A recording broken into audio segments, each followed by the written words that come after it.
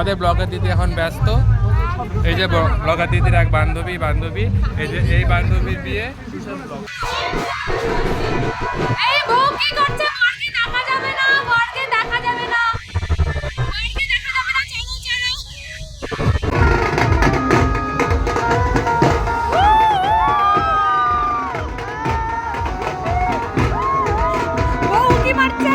কি মারছে তুমি?